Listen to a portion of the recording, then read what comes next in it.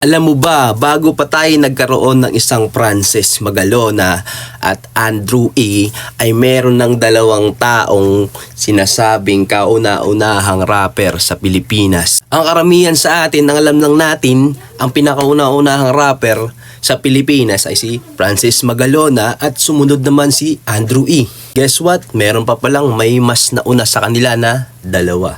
Tara! Kilalanin natin kung sino yung dalawang artist na yan. Siya si George Javier. Si George Javier ay tinuring na kauna-unahang naglabas na kanta na may estilo na rap sa Pilipinas noong 1979. Sa pamamagitan ng kanyang awitin, kadalasan ding naalala sa mga kapanahunan nila Vincent Dapalong bilang mga nauna sa rap parody. At kinikilala siya sa mga kasaysayan ng musika dahil sa kanyang kanta noong 1980s na pinamagatang na Onsing Delight. Ako ay merong sasabihin sa inyo. Ito hindi chismis pagkat ito'y totoo. Ang pangyayari to ay naganap sa Tondo, lugar na kay saya, lalo na kung may gulo. Ang aming kapitbahay na si Mac Islao, asawa ni Aling Barang na taga Marilao.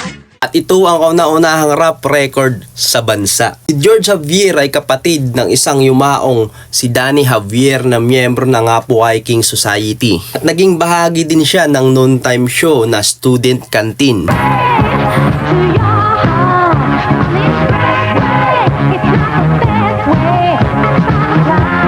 At vocal group na Unforgettables or ANG4. At siya din ang lumikha na sikat na awiting Ang Galing ng Pilipino. kita ang galing, iba ang galing ng Pilipino. Ang galing ng Pilipino, kilala ang alam na. At nagsilbi din siya bilang isang pinuno ng isang organisasyon na tinatawag na Pilipinong Mang-aawit or OPM. Kanta ni George Javier ay ang Naonsing Delight. Ako ay merong sasabihin sa inyo. Ito hindi chismis pagkat ito'y totoo. Ang pangyayari to ay naganap sa Tondo, lugar na kay saya, lalo na kung may gulo.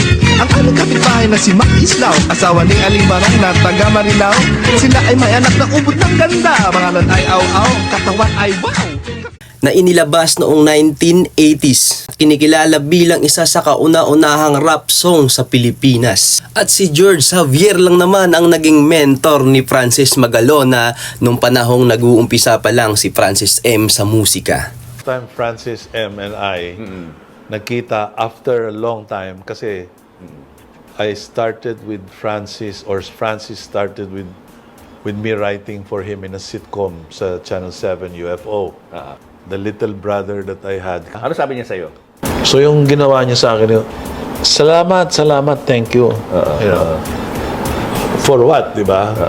Ikaw yung nag-umpisa ng rap. Ikaw nagturo sa amin ng ganito. Bukod dito ay marami pa siyang kanta na nilabas na tampok sa kanyang talento na komedya, novelty, at makabayang musika. Ang mga naging sikat na kanta ni George Javier ay ang Naonsing Delight, pangalawa, Ang Galing ng Pilipino, at pangatlo, Traffic Jam. Vincent Dapalong. Si Vincent Dapalong nagsimula ang kanyang karera noong 1980s. Kinikilala siya ng karamihan na bilang isa sa pinakauna-unahang local artist na nagdala ng rap music sa Pilipinas.